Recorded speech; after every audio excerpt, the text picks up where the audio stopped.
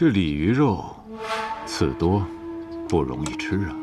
是啊，吃起来麻烦了些，不过其味道鲜美啊。海公若是想吃，我方可替海公剔剔刺，如何？条件呢？我若扳倒了他，我要他手上的关言转修之权。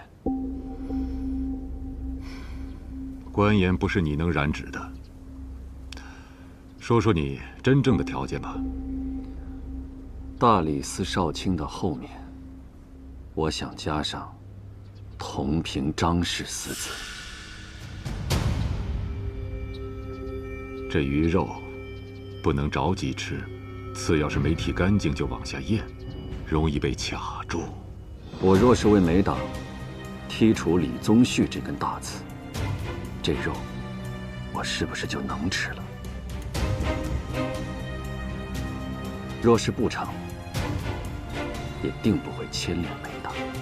你这不是为了美党，是为了那些吃不上盐的百姓。我给你个忠告，李宗旭的身份非同寻常，你应该去找一把现成可用的刀。谁？探子回报，叶平安已入了琅琊郡王府，他便是一把可用的刀。但是这把刀用毕后，还得处理干净。少城知道。来吧，尝尝我府中厨子的手艺。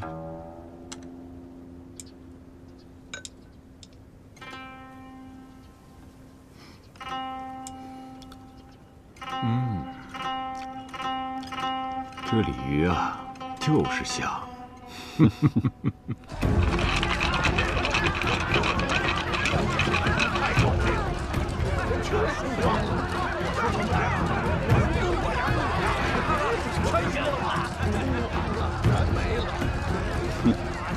你来压压看，他下局是输还是赢？输。他运势当头，连赢这么多把，为什么让他输？这回呀，我压把小的。因为光头是你们的人，该让他输了。上！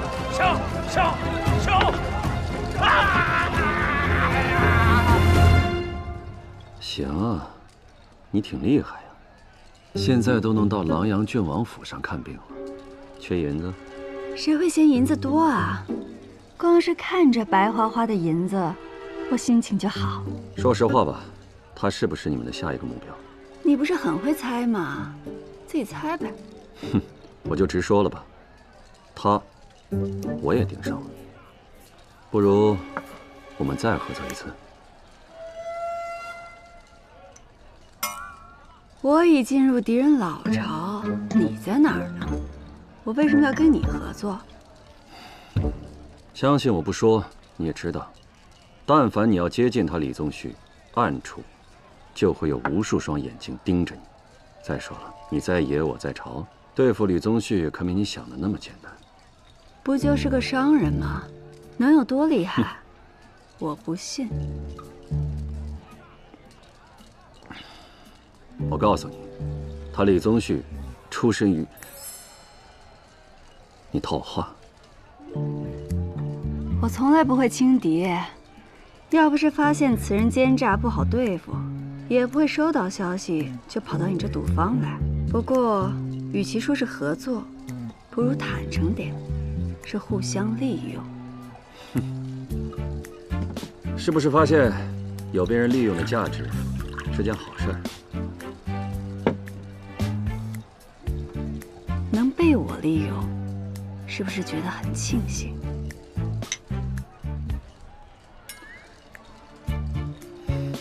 你方才赌赢了，走吧，去取你的赌资。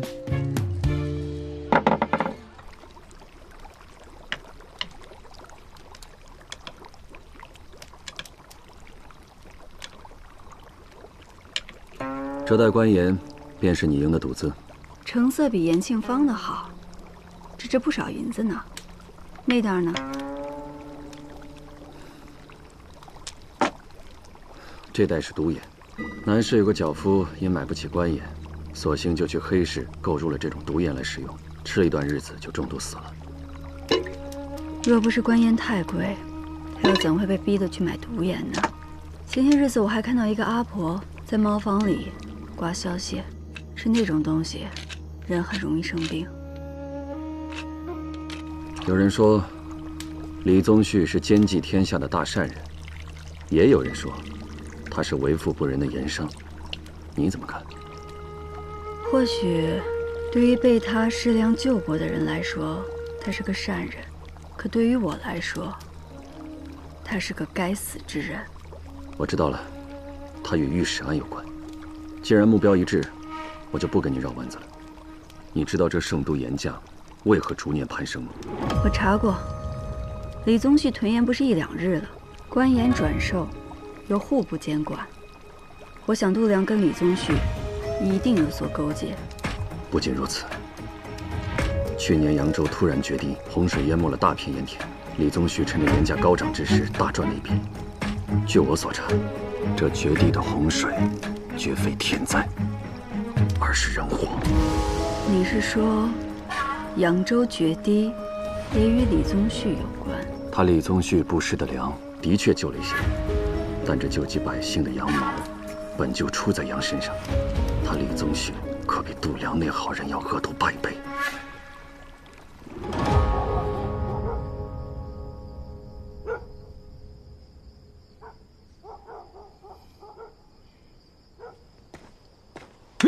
哎，好看。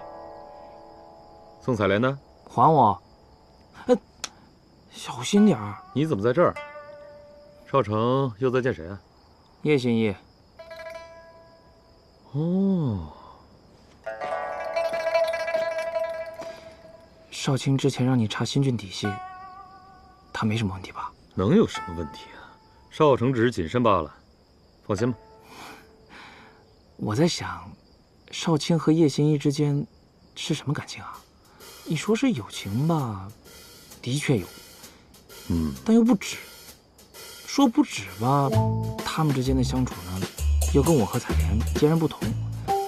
所以你说他们之间到底算什么感情啊？你真想知道吗？哎，他们之间的情谊就像这样。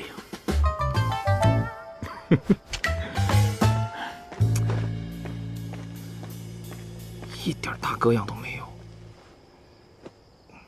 你突然暗查李宗旭，是因为梅党想对付他，还是你背后另有人授意？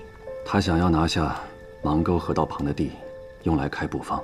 另外，他还要逐走在那里住了一辈子的芒沟人。芒沟开布坊，这不是他最终的目的。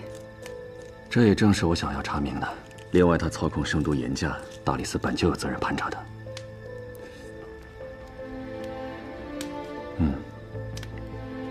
这苦味变淡了，颜色也逐渐开始变白了。要我说，法子虽简陋，不过，若将这方法传出去，它应该能减缓百姓误食毒盐的伤身之患。如今这大风，大鬼当道，小鬼难缠。从官到商，从权臣到蓄力，这些蛀虫垄断官商，对百姓敲骨吸髓。这样一来，换心急的人只会越来越多。人要医，但不能只医人。这顽疾可不好医治。当朝尚书仆射是他琅琊郡王的叔父，圣上册封的昭阳公主是他的堂姐。所以对付他，还得你我2个疯子来做。只是希望，若有一日你站在那高寒之位，眼里还能有着万民疾苦。若是不走到路的尽头，没有人知道这尽头会是什么样的。今日你跟我说了这么多李宗旭的事，那我也告诉你一个线索：我在琅琊郡王府看到刻有鹰头的竹筒，竹筒里的信件是说丹文写的。那你为什么没有偷出来？我不能打草惊蛇啊。他府上有最肮脏的秘密，也许我们能趁机将他所犯的罪行一并揭开。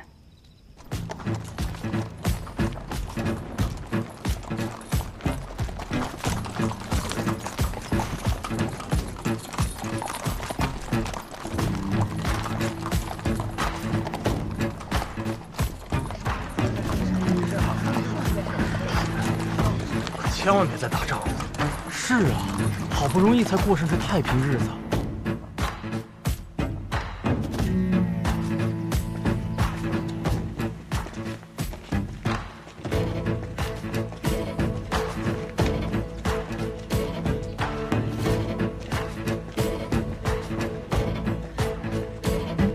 千里远道，一路辛苦，所需用度已为各位备好。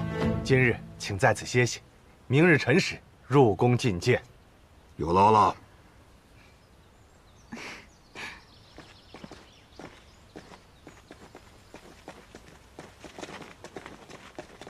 纯阳王知晓公主今日入京，提早备了些薄礼献给公主，有双凤玉瓷碗、百花琉璃尊、玉竹酒龟莲等，请公主笑纳。纯阳王有心了。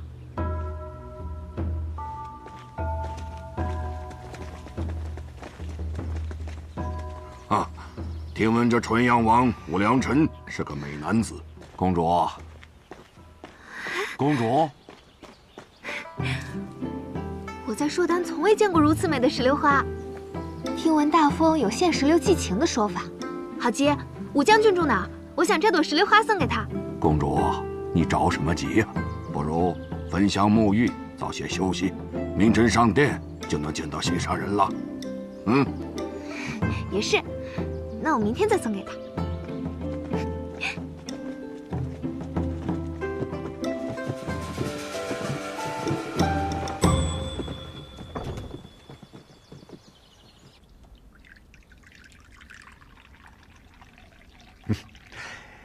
胡将军肯屈尊约我来此共饮，有什么话直说便是。好啊，你不会忘记圣禧2年，你任汴州嘉怀仓仓司使，拒掉颜良以解金元之困的事吧？唉，吴将军有所不知啊，当时关内大旱。本就要调拨颜良救灾，拒掉是因为颜良不足。这不只是我嘉怀仓难呐。既然难，你又何以在调令前半个月私调1000担盐，却未报户部？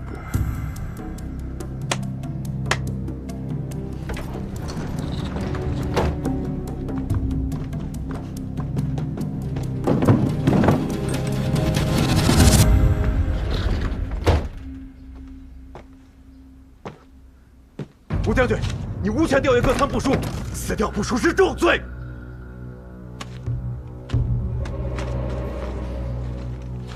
徐主事，自己来念吧。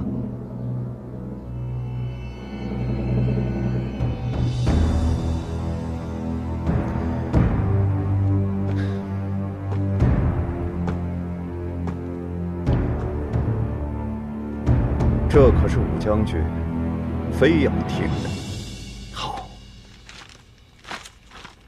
圣禧2年腊月初3，擢调盐350担，赐威王李显，以奖其平叛之功，不入户。腊月26，擢调盐500担，交李宗旭转卖，所得银两入国库，不报户部。另有150担。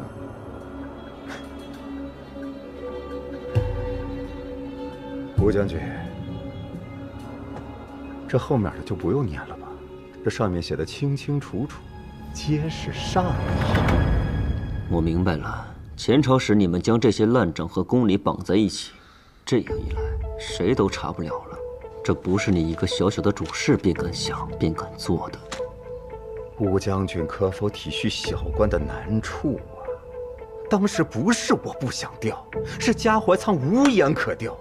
若说征用军需，比我汴州有盐的大有人在。当时李宗旭的手中囤了多少官盐？下官不知。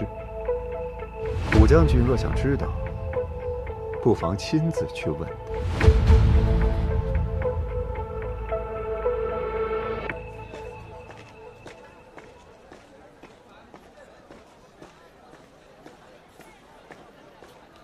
郎主已经在等叶心怡了，请。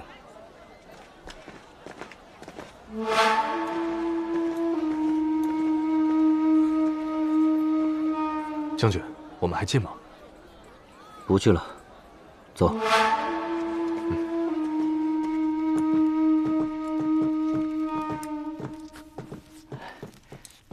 郎主，叶心怡到了。哦，郡王，叶心怡，自从你上次来过之后，我的确没有再见过那个妖物。我算过了，今夜是除掉此妖物的最佳时机。我需要在府上布阵。今夜，若错过了今夜，起码还要再等2个月。郡王也不想夜长梦多吧？好，那就按叶新一说的办。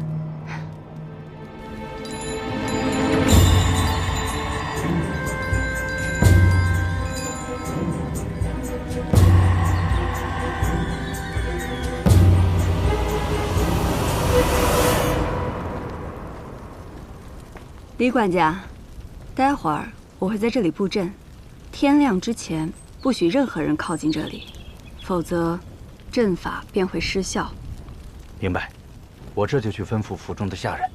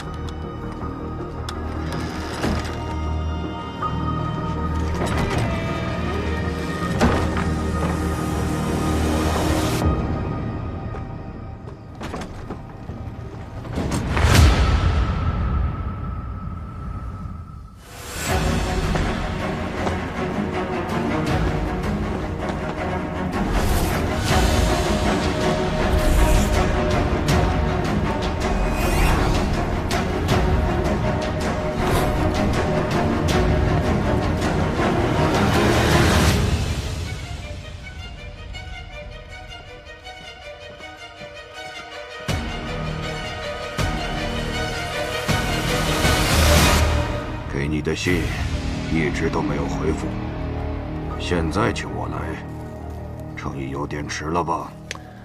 你对圣都还是不够了解，这儿处处是眼线，自落入他人之手便是铁证，只有面对面交谈才是最稳妥的。那你是愿意与我们合作，将盐低于市价3成卖给我们喽？盐的事好说，就是驸马这个事，你大可开出条件。你是想让我们选李氏为驸马？恰恰相反，在圣上心里，我们李氏宗亲记挂前朝，犹如悬头之石。李氏成为驸马，若战事再起，你们能牵制于他吗？圣皇的心思，还得你们自己人来猜呀。我有一个好人选，武安康。若武安康成为驸马，你们不仅能带走一员大将，将来让他做人质，圣上还是要掂量掂量的。这件事你大可不必担心，我们的公主本就喜欢那位武将军。好啊，我与硕丹的朋友甚为投契啊。既然我们是朋友，我还是要提醒你一句：圣都危机四伏，万万不可大意。危机？我们是奔着和亲来，难道还有人敢在我们头上动土不成？现如今有很多官员都是凭着当年的战功得到的官职，那可是眼睁睁地看着自己手足兄弟死在战场上，心存私怨呢，未必想化干戈为玉帛。你还是多留个心吧。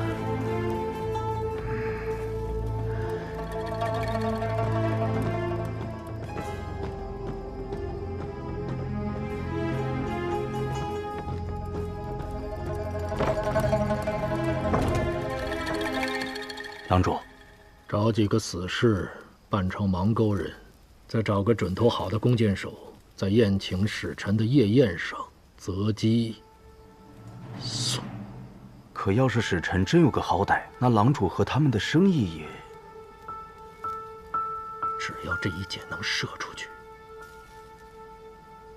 就能给芒沟人扣上一个刺杀使臣的大罪。能扯上盲钩，那必定是袁绍成指使的。可袁绍成……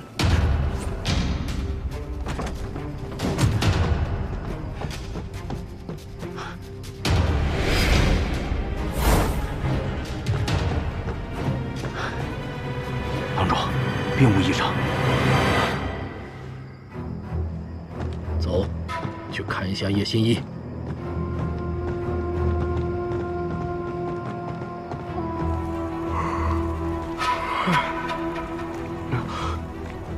郎主，按照您的吩咐，今夜一直盯着叶心一，一直在做法，没有离开过。好好看守。是。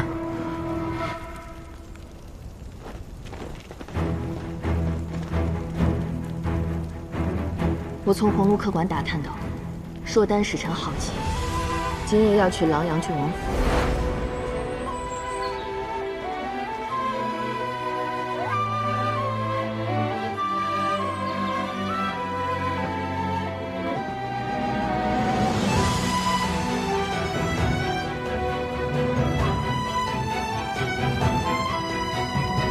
找几个死士扮成盲钩人，再找个准头好的弓箭手，在宴请使臣的夜宴上择机。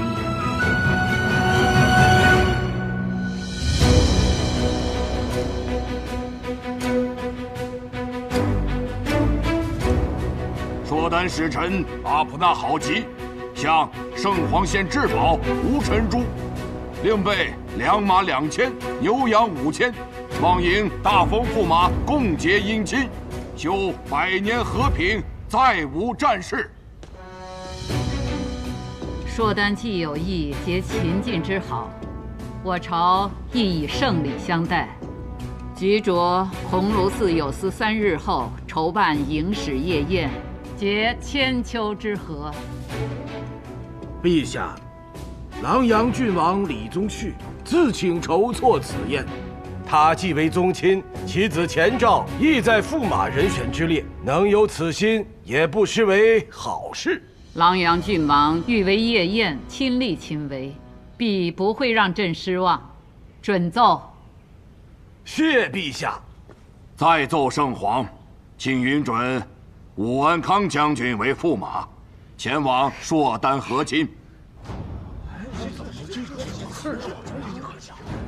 武安康乃大封将军，常年镇守边陲，怎么可以做驸马呢？大封既然真心与硕丹修好，边陲又何须再留旧将镇守？使臣说笑了，将领镇守边陲乃兵策，无关姻亲。请问，如果结亲之后，硕丹驻守边境的将军能将人马退到邙山以北吗？不能吧？早闻大封人才济济，即便是兵策，难道没了一位将军，大封便无人可用了吗？使臣此言差矣。大封能文善武者多如林木，然嘉悦公主还未得见他们，使臣便钦点驸马。难道硕丹是要效仿不遵礼制的蛮夷吗？你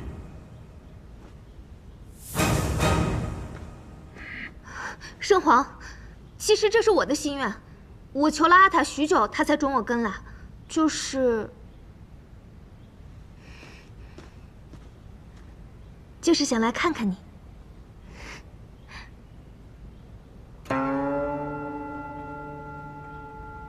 嘉悦公主真乃性情中人，不知你是何时与武将军相识的？14岁那年，我瞒着阿塔在草原上驯马，摔进了坑洞，怕得要命。直到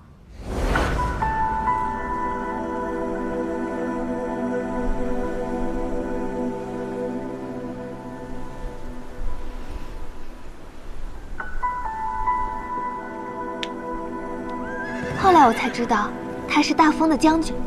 我看到武将军在马上威风凛凛，就连天山之巅的雪，也没有他耀眼。圣皇，我不想要别人，就想要他。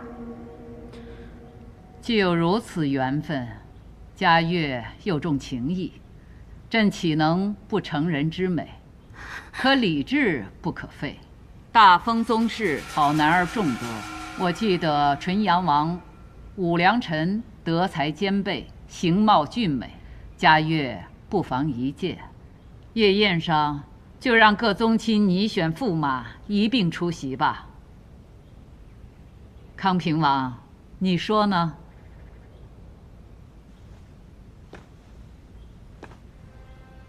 琅琊郡王尚且能替国为上，犬子理当如是。愿为陛下及大封尽绵薄之力。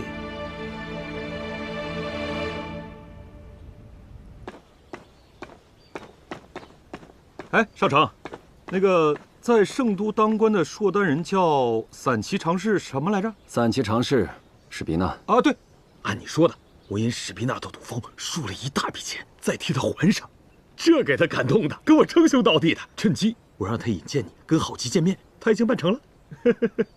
不过，这个郝吉我查了一下，他也上过战场。你跟他打架？放心吧，他只是想要低价买盐，我就是要用他想要的，与他一起对付李宗旭。你知道我说的不是这个。你从战场回来，从来不跟硕丹人打交道，我担心的是……好了，这事已过去多年，你就别担心了。哎。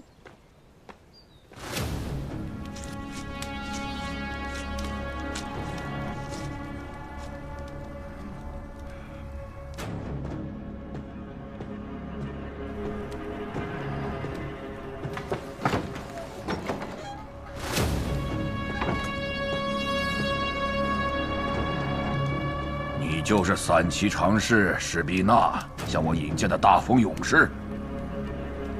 我看他在圣都待了几年，这眼睛都变瞎了。何出此言？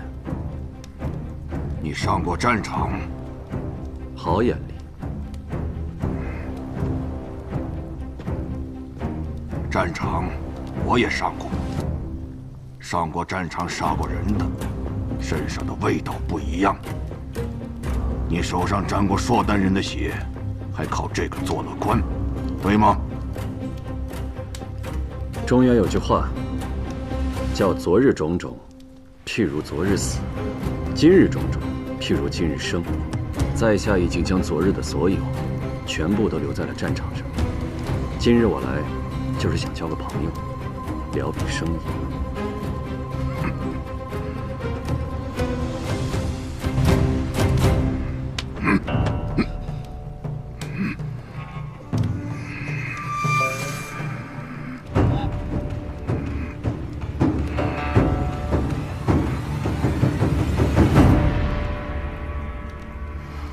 我不会和你做生意，我有我此行的使命，不想在你们的地方惹下任何事。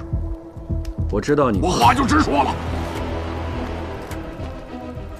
我不喜欢你这样的人，离开这间屋子，离开！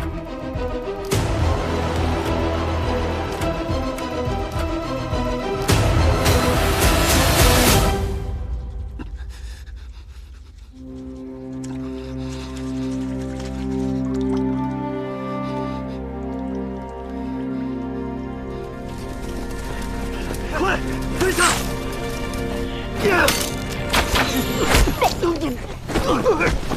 上场！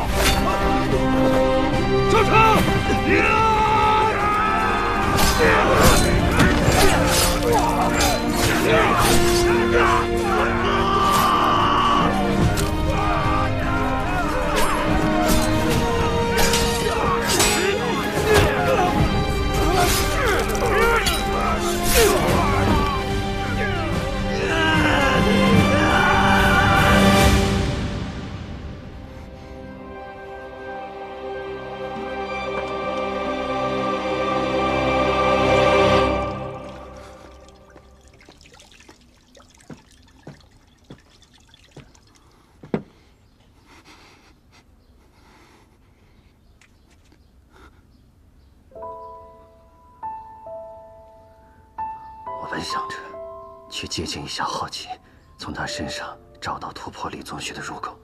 可是此人戒备心很重，他对我有恨，我看到他也会想起战场上的厮杀，我很难忍住不对他动手。来，我帮你平复一下。没事，我歇会儿就好了。没那么简单。你有没有意识到，自从战场上回来，你就患上了心疾？相信我，我能缓解你的痛苦。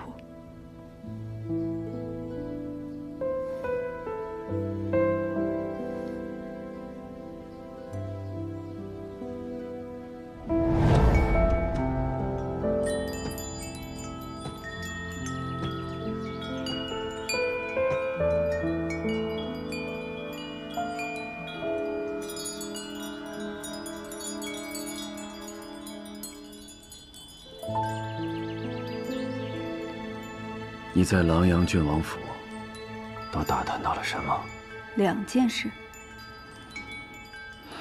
让我来猜猜。李氏想让安康去做驸马，这样一来，武氏就少了一员大将，对吗？安康叫的倒是亲热，可那日在万国乡，他对你的态度并不友好。5年前，金元之战，我们曾一同作战杀敌，太久没见，他以为我变了而已。另一件事呢？李宗旭想在夜宴上刺杀使臣，嫁祸给你。好啊，利用破坏2族和睦的罪名，将我除掉，这样既能拿走芒沟的地契，又能再造武士。哎呀，你的麻烦那么大，我还愿意跟你合作，你真该感到庆幸。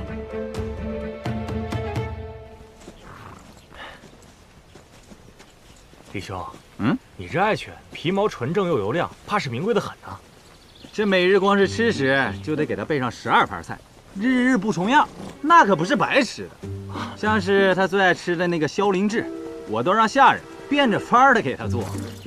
那萧灵志可得取雀舌，和羊羔的心尖肉一同烹制。李兄，不愧是家世显赫呀！是呀，李兄，你这爱犬在五方训练已久，况且啊，我朝大宴一向重寿宴，这象戏马戏皆是一绝。若是李兄能在此次夜宴之上展示这犬戏的话，定能大放异彩呀！是啊。哎呀，但我这狗啊，连平日都令我头疼得很，让它安静它就叫唤，让它往西它就往东，这更别谈配合什么犬戏了。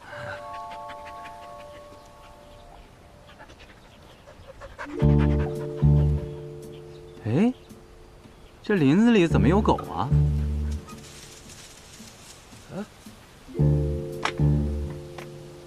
走，上去看看。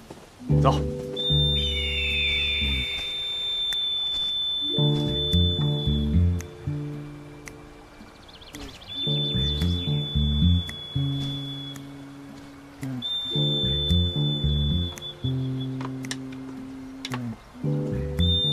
走。哎，你是什么人啊？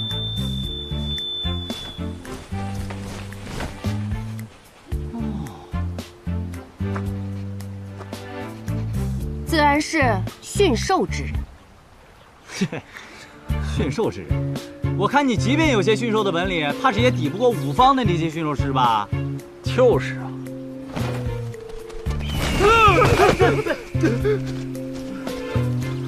你竟然敢！你们说的那五方，不过就是训些鹰犬走狗，而我，从小住在山林里，跟野兽同吃同住，就连蛇见了我，都会乖乖听话。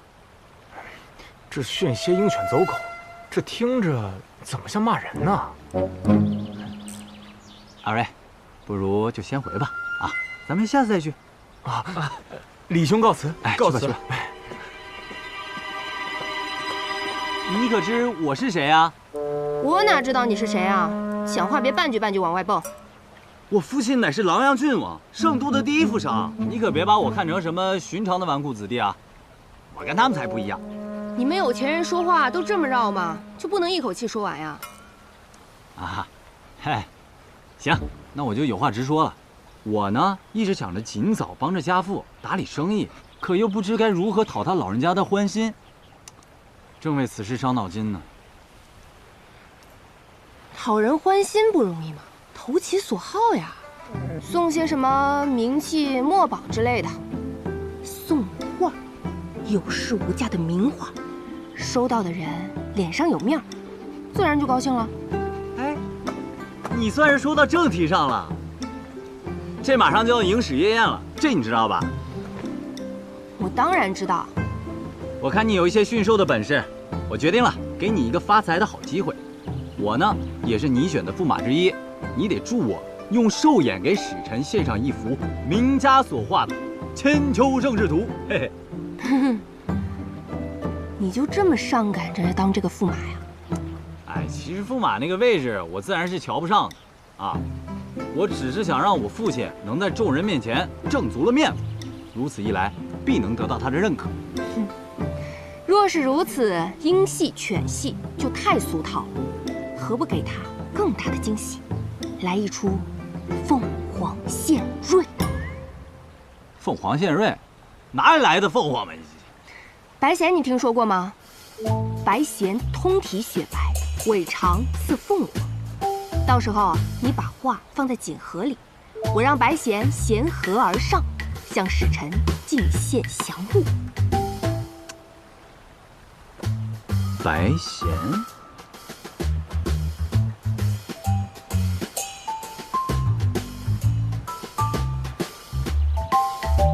甚好啊，真好。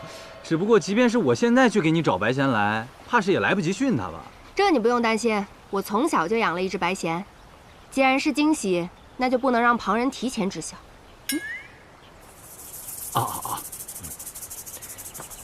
寿宴一事切记保密，连你父亲都不要说。我明白。哎，那个今日所见之事，敢透露出去一个字，我割了你们舌头。是。走吧，带你去我养白弦的地方，让你见识见识。行。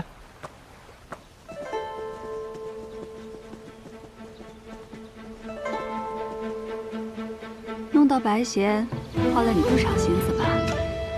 我再花心思，也训不了他，不是吗？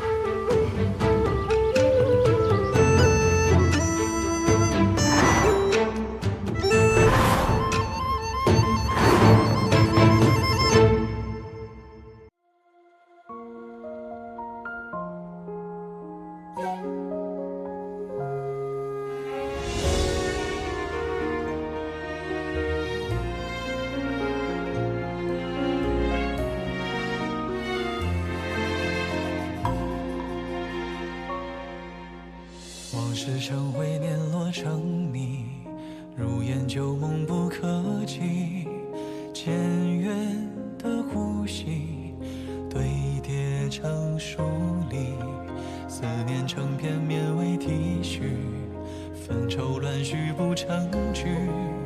回眸间已无前尘可疑，遗憾恍惚中理不清，数不明言不尽，埋入岁月里不敢轻易提起。一杯冷